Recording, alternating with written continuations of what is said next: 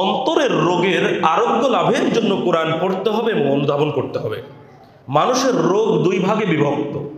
একটি হলো মানুষের শরীরের দৈহিক রোগ, বাহ্যিক রোগ, সর্দি কাশি, ঠান্ডা, জ্বর, ক্যান্সার, টিউমার, এই রোগগুলো, এগুলো হলো মানুষের শরীরের রোগ, এগুলো হলো দৈহিক রোগ। আর আরেকটি রোগ হচ্ছে মানুষের অন্তরের রোগ, যেমন হিংসা, বিদ্বেষ, অহংকার, সন্দেহ, সংশয়, শিরক, কুফর, নিফাকি, অন্তরের মধ্যে স্থান দেওয়া, এগুলো হলো অন্তরের রোগ। এখন আমরা শরীরের উপরের রোগগুলো সারানোর জন্য যতটা উদ্গ্রীব, যতটা সচেষ্ট, অন্তরের রোগ থেকে মুক্ত করার জন্য অন্তরকে, আমরা কি ততটা সচেষ্ট? আমরা কি ততটা আগ্রহী, ততটা উদ্গ্রীব? না।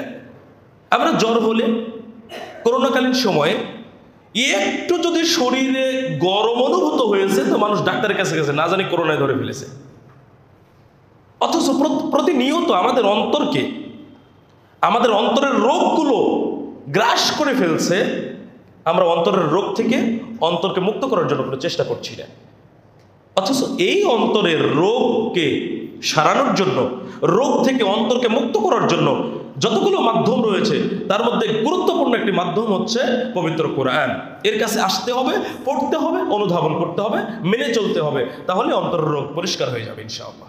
দেখুন, আল্লাহ সুবহানাহু ওয়া তাআলা বলছেন সূরা ইউনূস 57 নম্বর আয়াত, ইয়া আইয়ুহান নাস, হে মানুষ সকল, ক্বাদ জাআতকুম মাউইযাতুম মির রাব্বিকুম, তোমাদের প্রতি তোমাদের রবের পক্ষ হতে এসেছে উপদেশ, ওয়া শিফাউল লিমা ফিস সুদূর, এবং অন্তরসমূহে যা রয়েছে তার আরোগ্য, ওয়া হুদাও ওয়া রাহমাতুল লিল মুমিনিন, আর মুমিনদের জন্য হেদায়েত ও রহমত রয়েছে।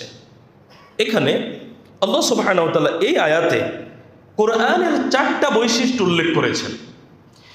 তার একটি হলো মাউইযাতুম মির রাব্বিকুম, উপদেশ। এটা উৎসাহ অথবা কোনো বিষয়ে ভীতি প্রদর্শনের মাধ্যমে তার ওই কর্মের পরিণাম সম্পর্কে তাকে স্মরণ করিয়ে দেওয়া। যেমন তুমি এই কাজ করছো, এই কাজটা অন্যায়, এটা অপকর্ম, এটা পাপ, তুমি যদি এটা করো তাহলে তোমার জন্য জাহান্নামে এই রূপে রূপ শাস্তি আছে।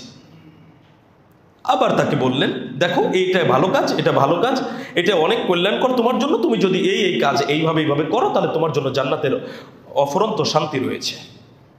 এগুলো হলো উপদেশ। এটা কোরআনের একটি বৈশিষ্ট্য, আল্লাহ সুবহানাহু ওয়া তাআলা উপদেশ স্বরূপ এই কোরআনকে দিয়েছেন। এখানে উল্লেখিত কোরআনের দ্বিতীয় বৈশিষ্ট্য হলো ওয়া শিফাউল লিমা ফিস সুদূর, অর্থাৎ অন্তরসমূহে যে রোগ রয়েছে সেই রোগের আরোগ্য রয়েছে কোরআনে। শিফাউল শব্দের অর্থ হলো নিরাময়, আরোগ্য, আর সদরুন এর বহু বচন হলো সুদূর, যার অর্থ হলো বুক, এর মর্মার্থ হলো অন্তর। এখন মানুষের অন্তরে যে রোগগুলো আছে, সন্দেহ, সংশয়, অহংকার, হিংসা, বিদ্বেষ, শিরক, কুফরি, নিফাকি, এই সব কিছুর সমাধান রয়েছে পবিত্র কোরআনে। একজন মানুষ যখন অহংকার সম্পর্কিত আয়াত পড়বে, যখন হিংসা বিদ্বেষের ক্ষতি সম্পর্কে আয়াত পড়বে, যখন শিরক, কুফরি, নিফাকি সম্পর্কে কোনো বিধান জানবে, তখন স্বাভাবিকভাবে সে নিজেকে এগুলো থেকে মুক্ত করার জন্য চেষ্টা করবে। যদি তার ভিতরে আল্লাহর ভয় থেকে থাকে, কোরআনের মাধ্যমে সে তার অন্তরের রোগ থেকে অন্তরকে মুক্ত করতে পারলো। অত্র আয়াতে কোরআনের 3 নম্বর যে বৈশিষ্ট্য উল্লেখ করা হয়েছে, কোরআন মুমিনদের জন্য হেদায়েত, যেটা একটু আগেই বলেছি, এর অনেকগুলো দলিল রয়েছে। সূরা বাকারা 2 নম্বর আয়াত, সূরা আল ইমরান 9 নম্বর আয়াত, সূরা আল আরাফ 52 নম্বর আয়াত, আর অনেক দলিল আছে যে কোরআন মুমিনদের জন্য হেদায়েত, মুত্তাকিদের জন্য হেদায়েত। 4 নম্বর বৈশিষ্ট্য আয়াত উল্লেখ করা হয়েছে, কোরআন হলো মুমিনদের জন্য রহমত।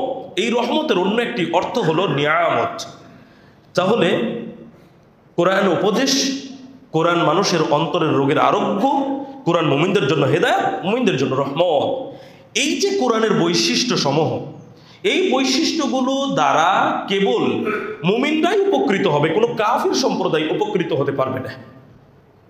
আমাদের ঈমান আছে, তাহলে আমরা যদি এই কোরআন থেকে উপকৃত হতে চাই, তাহলে মুমিনদের উচিত কোরআনের কাছে আসা, কোরআন পড়া এবং অনুধাবন করা, এবং তার মধ্যে কি আছে সেটা জেনে বুঝে আমল করা। এটা হলো আমাদের জন্য করণীয়।